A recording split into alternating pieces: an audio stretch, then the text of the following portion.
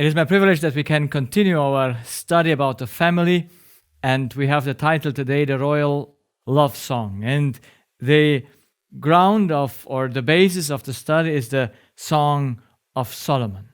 But before we take a look to that song, we want to continue where we finished last time to see that the key for education is that the parents should love each other. And you cannot fool a child. If there is tension between the parents, the child will know it. It doesn't matter. Parents can never play any theater in front of a child. The child lives from the inside of the parents, and it knows what things are going on there. And no one can hide in the end what's real in his heart. It will come out through words, through gestures, and children pick them all up, and they know how to see them through the eyes of their own wrong identity. So the greatest need of the child is harmony and love between the parents. And so God made it in original His plan that they should serve God together in multiplication of the happiness and of the members. The means should be the love of God with all its ingredients. The source would be God, the only one that has what we need. The beginning was with the marriage of Adam and Eve, and it should have had no end. But unfortunately, they separated themselves from God, and that changed everything in that what God created. The purpose was changed now, not in serving together, but in the satisfaction of my needs. I get married that my needs for love, for sexuality, for having children, for having whatever, companionship, now it is all about the satisfaction of these needs. The means are pride and selfishness. It's all about me. Even in Christian families, they don't see that it's about them. And if we read to the Song of Solomon, we must see that combination of love and instinct of sexuality, in which the instinct of sexuality comes out and is in the center. But we must be careful, like the Ecclesiastes was written from the perspective of a selfish person. Song of Solomon might have those aspects in it as well. So where their sexuality becomes bigger than love, and it looks like sometimes in explanation it's under no control because it's about me. The source now is not God, but Lucifer, humans, and animals. And the beginning is with the marriage of the two who get married, and the end is death, adultery, physical violence, and all other reasons that people find today to end their marriage. So the problem is that the need that was meant to be used to fulfill the purpose now becomes the purpose. Needs become the purpose. That's a so great change that if we were made that with the fulfilling of the purpose, but by using the means we should be happy, but now the means becomes the purpose, it's all nothing possible anymore. And that's why the relationship is now not with each other, but it becomes from each other.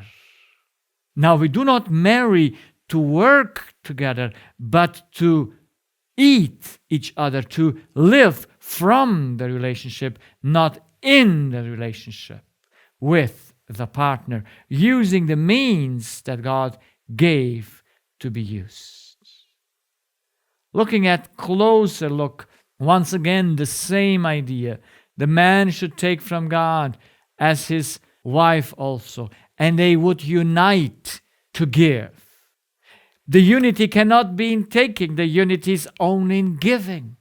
There where we have our decisions, there we come together to unite how we should do things, to use that power that we took from God. We can only do things together. not being united in the source, in the taking. But not knowing the law, we just get very confused. So if we unite to give together, so both take the love of God and put them together, so it becomes a double love of God, and it becomes a double power for the purpose that God created us, then they live with each other to fulfill their purpose of creation. And each individual is spiritually independent from the one he works together on spiritual level. That's how God meant it to be, and so it must be for eternity. But through the change, there becomes a complete inability to be happy. That's why we die sick, because happiness is not able to be fulfilled. Most people die sick because humans now are born separated from God. They have no other choice than the wife takes from her husband, and the husband takes from his wife. And now they are not united anymore to give, because it's all about them. They live from each other. They have no other choice, because they have this error: I give in order to take. I give because I need something from you. And then they expect all the time that the other should fulfill the need of the other one. What a terrible, terrible situation. And now each individual becomes spiritually dependent from the other. They are not, like God meant it, to unite in independency in the giving. Now the taking is that where they are united. And how can ever this couple be happy? Now, there is for a certain time, because we live under grace, and not things are not one-to-one, because God keeps us alive in spite of the terrible situation we are in, to give us a chance to get away, to see what's wrong, and become changed in our hearts. And so because of grace, there are some couples who get along for a while. Well, as long as I give and I receive what I need, everything is fine. But what happens then when things change? Now, if this couple now have children, the mass continues. Yes, the children needs to take from mother and from father, but now the mother takes from children and the father takes from children, which is a terrible thing. Now all live in total dependency, taking, eating from each other. They live according to the error I give in order to receive. It's such a bad thing what we have been born into. And we don't even realize it, that it needs to be changed. How can children ever grow in a family in which everyone searches to find himself, in which everyone searches to be satisfied by the other one? If everyone searches to get what he needs from the other one, it is a complete inability to educate children the right way. It's impossible. So look once again, the third time I tried to explain the same thing, that we might get it. God had a plan when he created Adam and Eve, and he knew I'm a creature of God. And so he was made for the purpose to maintain the life on earth, and not only on earth, but on this solar system. God created everything before, and then he created man at the end, and he put the whole system on one nail, and that was man. He should maintain, govern the earth by using the power of God, by administrating everything fine, and it would all have been perfect. His actions were needed that this earth and all should function. For this, God had to give him needs and means, and he put them in the spirit. We have in our spirit the need for love, for righteousness, for truth, and all this. so in order that we want them, but they were not meant to be for us, but just used as a means in order to give it further, to maintain that what God made us to do. Then he made the body to be dependent on food, on water, on air, so that the body takes that, but he doesn't keep it from him. He makes out of that power so that he can do the job that was made. And then God gave us material means. He gave us space and materials to work with. He gave us tools, and he gave us spiritual means, which is time, so that we can use that. He gave us the day and the night, and he gave us that precious means to use it in order to do and fulfill the purpose. He gave us relationship, and he put the needs for children in us. He put the appetite, the passion, the sexuality, he put in the body so that we have pleasure in eating and fulfilling these physical needs. And he gave us life to give it, to use it. So he gave us this simple law. We would take all these means from God's hand and we'll use them in order to fulfill the purpose, because they are not for us. And so we would have self-control, we would have ability to think, ability to distinguish, decision-making, breath, eating, drinking, love, be faithful, morality, and responsibility. All this God equipped us with to fulfill the purpose. But now that identity got changed, that man separated himself from God, he can no longer fulfill the purpose.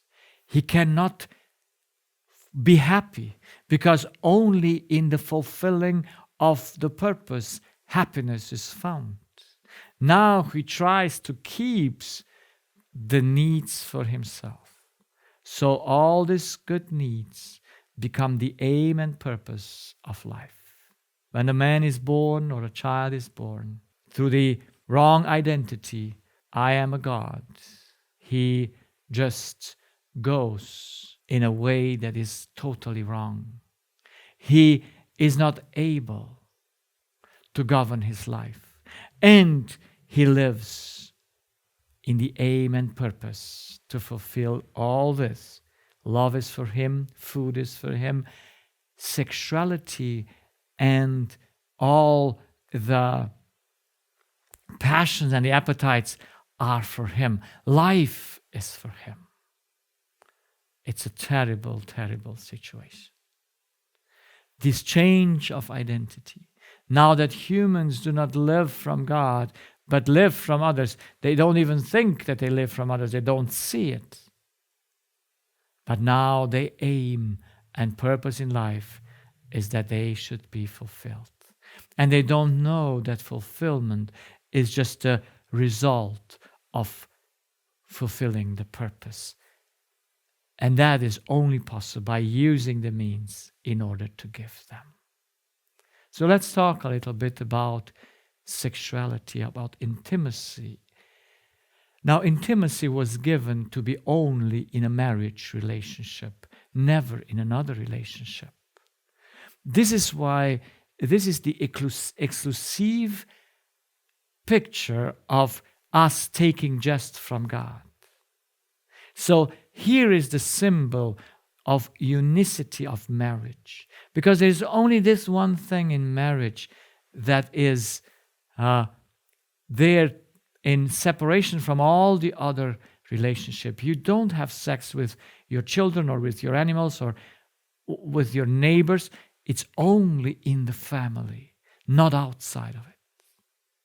That's why this relationship, this intimacy of becoming one in giving and becoming one in the body, is that exclusive picture for God's relationship of man with God. It's only from God I can take love. And so God put into marriage a physical sign for a spiritual, absolute thing, that God is the exclusive source of love as the marriage partner is the exclusive partner for intimacy.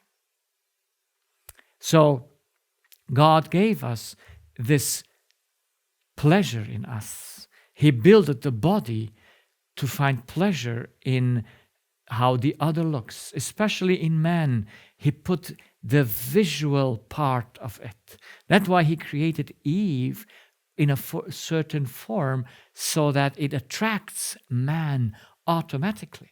You see, an instinct is not a choice. What you like is not a choice.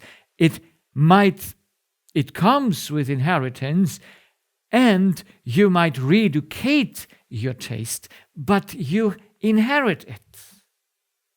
That's why if I inherit in my body a strong sexual appetite, let's say, or I even might inherit the driving of sexuality for the same gender, or children or animals, which all today exists. And those are not even the issue. Because if the spirit has the right identity, he can know by reason what makes sense and not. He does not need to go by the impulse of his changed body. And through God's grace, he can change that, not only control it, but lose the wrong tendency, not the instinct, but by which I fulfill it. You see, it's like with food, like with the appetite. The appetite will never get lost. Because God, it's an instinct. God created it, and it should never go away. It's just by what do I fulfill the appetite? And if it's a good thing, yes, I still need control. And if sexuality is in the marriage, I still need control, and it must still be not for me. But even if you're heterosexual and you're in your marriage and you eat the right food and you do it for yourself, you're still lost.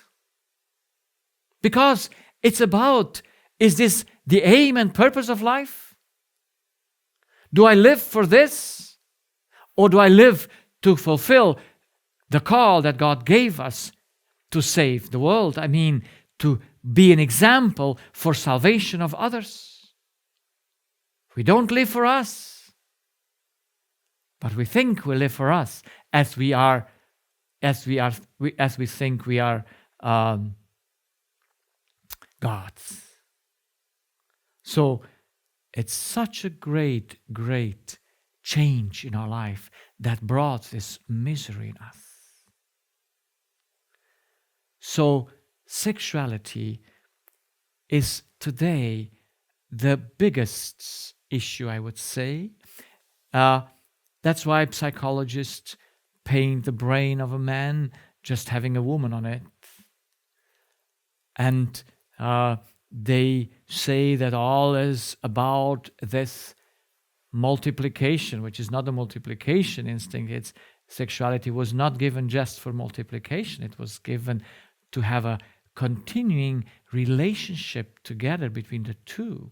Like with God, you have a continued relationship to take from Him. So sexuality was this example of a continuing pleasure with each other, but not for self, but for the purpose to do together the will of God. But now it got changed.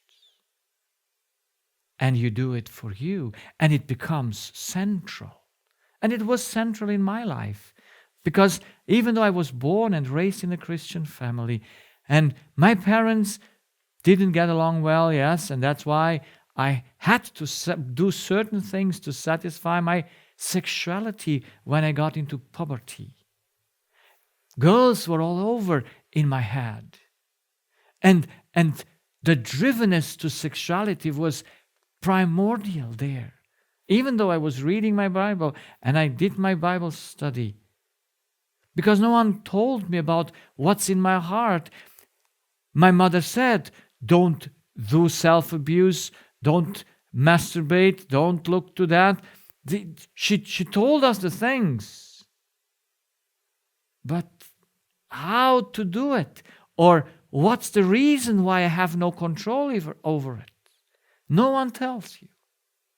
In church and outside, we do sexual education because the world sees it is a need for sexual education, because they see it's out of control, and there might be a need to control it, but by what means?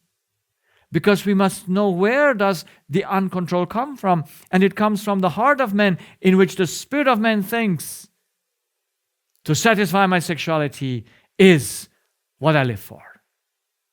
To satisfy my needs for love and pleasure, that's what I need for, I live for. And so if that becomes the purpose, then everything goes wrong. So yes, God gave us the instinct of sexuality. He put it in the body so that when the Spirit exercises it, he feels well. And when we look to the Song of Solomon, we see that it's very nice written here, if we read carefully, that the man was made to see something in his wife. So the eyes are the most important thing in the sexuality for man. And it comes out even here in verse 10, chapter 8. I am a wall, and my breasts like towers. Then was I in his eyes as one that found favor. And we will find the description of the woman here with her eyes are very important. Are they important? Yes. For us, the eye of a woman makes all difference. And then we look to the eyes, but we don't look only to the eyes, we look to the breasts, and we say, wow. And then we go lower. And it's all described here because we live by what we see. We are attracted, better to say, by what we see.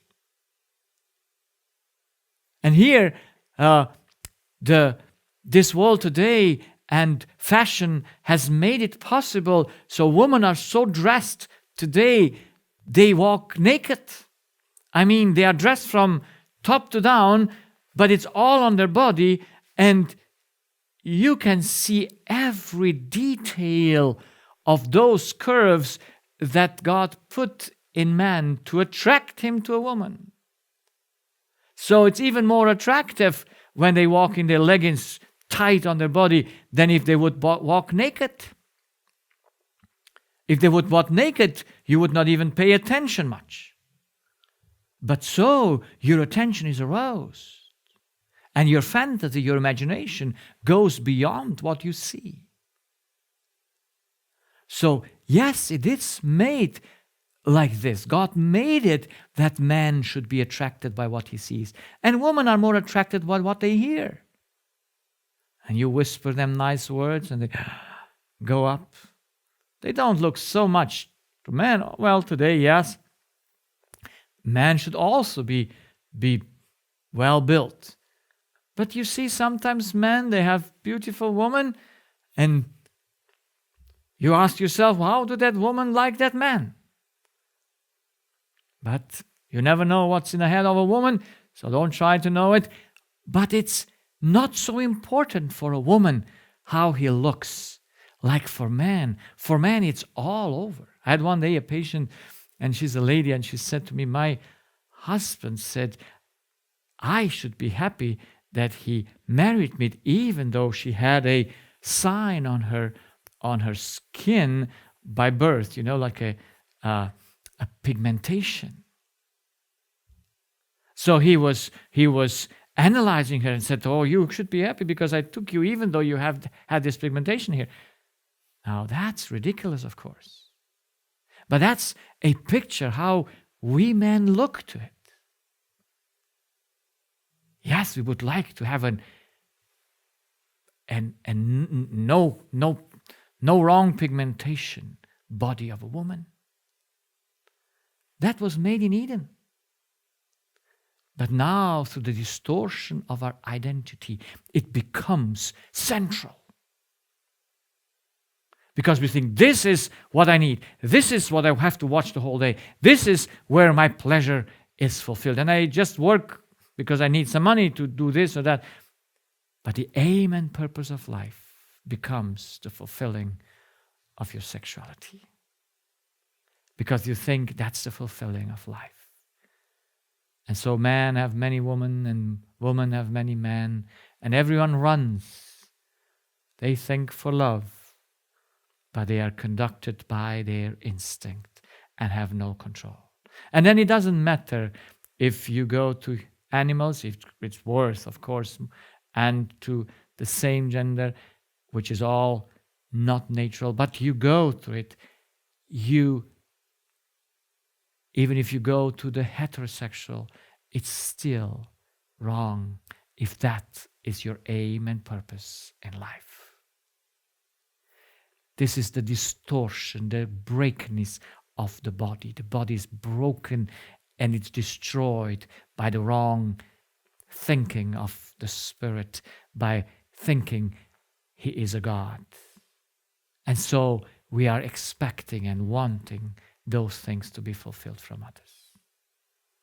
And so we become prisoners. We are unfree in all that we do. We cannot control ourselves.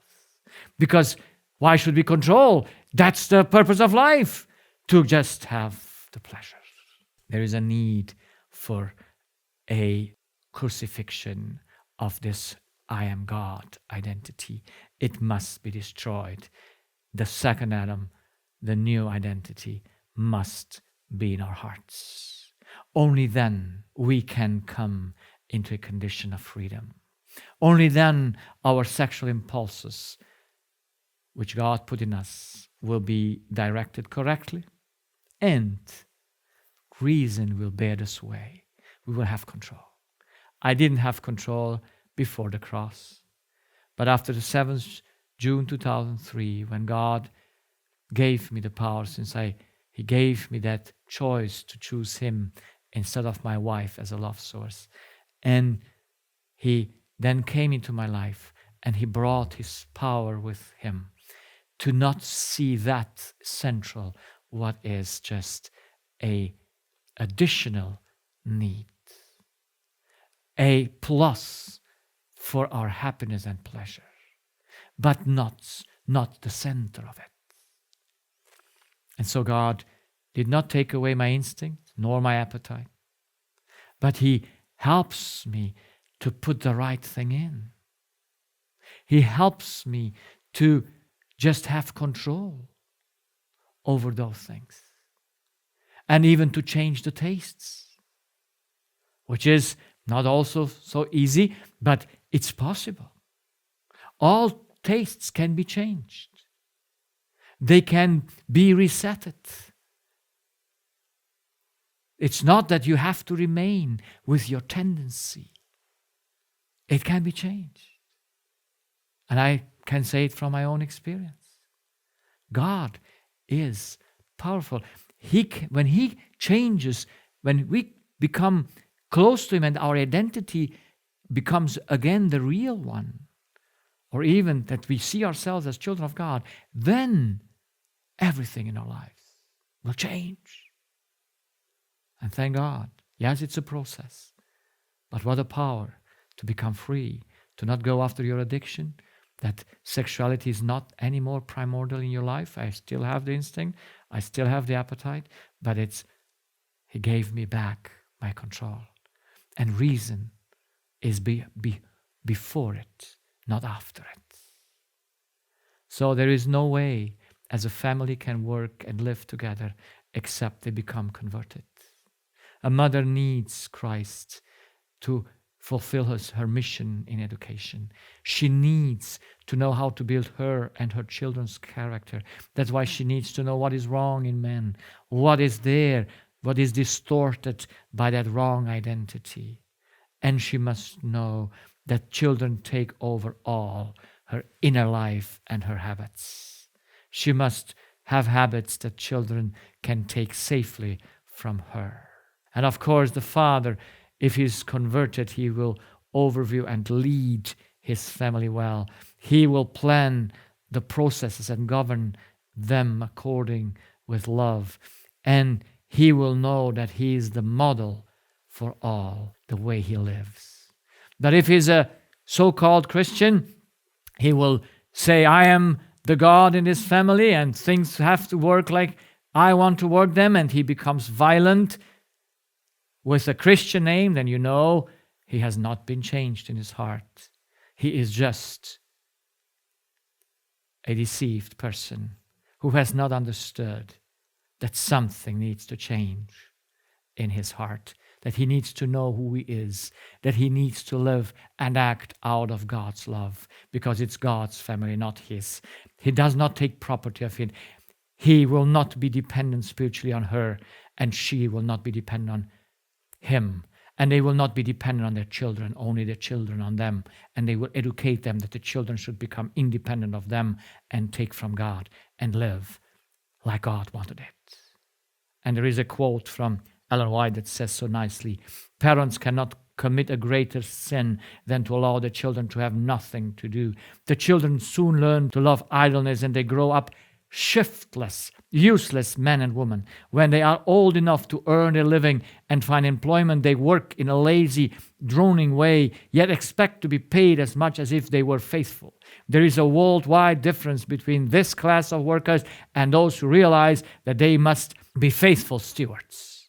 You see, friends, God needs working people that have a moral of work, that like to work. A mother that complains to the children that she has too much to do commits an immorality, I say so. She does not have the right understanding of work, because she lives from herself. She doesn't live from the power of God, who there is enough power that she should do all her work alone. She doesn't need her husband for the work, because it's not about her. And she does not need to ask the children to help her. That's also sin. She must give the children work to do, because work is purpose. Work only by fulfilling their tasks, they will be happy. But if mother fulfills her task by, I rather would check my Facebook, I rather would check my emails, I would rather check my WhatsApp, I would rather go swimming now than take care for his children, then she has a not right attitude toward work. She has not understood the thing. I tell mothers who complain because their husbands are pastors or whatever they have, this, be happy, you can raise your children alone. You don't need him. You have enough power. God has enough power given to you to do it, and be happy. The more you do, the better. Only he loses if he's not with the children. You have all the benefits and all the joy for yourself. Why you not be happy? Just be unhappy because your husband loses something, but not you. And so we raise our children that they think vacation is better than work. I was just recently in a missionary school, and I gave there some lectures, and I was so disturbed by the attitude of the students. We have breaks to fulfill our physical needs, to go to the toilet, to drink water. That's why we have breaks all 50 minutes. But not when the break is over and you figure out that your bottle of water is still empty. Now, what do you do 50 minutes without water? And so you raise up and you go and fill up your water so that you have 50 minutes time to drink. And then by drinking the water, your bladder becomes full. And then whenever your bladder rises up and says there is a filling there, you rise up in the middle of the hour and you go fulfill your physical needs and come back. And that's not one student. I have observed this in all of them, almost all of them. And I said to myself in the evening to God, I said, Lord, how can you finish your work with this kind of moral attitude toward work? They cannot control their life. They cannot see that they don't die if they don't drink water an hour or 10 hours. They don't die if they don't go to the toilet. The bladder it's very elastic. And you can keep your body under. But we don't understand that. That's why God, with Gideon, had to choose only 300 men. And he chose them as the way they were drinking water. And the one that said, okay, I have to fulfill my need, and they drank, he said, don't worry, they are not equipped for my purpose. There were only 300 out of 10,000 that just drank, because the drinking was not their purpose. Drinking was a means. Their purpose was to gain the victory. Their purpose was to fight the right battle. That is right attitude of morality, or I would say of work attitude. I don't know if the English work is right for that. But however, we have an example in Jesus Christ. The life of Christ from his earliest years was a life of earnest activity. He lived not to please himself. He was the son of the infinite God, yet he worked at the carpenter's trade with his father Joseph. His trade was significant. He had come into the world as the character builder, and as such, all his work was perfect. Into all his secular labor, he brought the same perfection as into the characters he was transforming by his divine power. That's the right attitude. That's what God needs today in children. He is our pattern. Parents will never be able to fulfill that if they're not converted in their heart. A child will never go after a parent who is not converted and follow God. It's almost impossible for that child. It must be conversion starting from the parents. The children must see in a family the height and depth, the length and breadth of the love of God. May God help us that they will experience this in our families. Amen.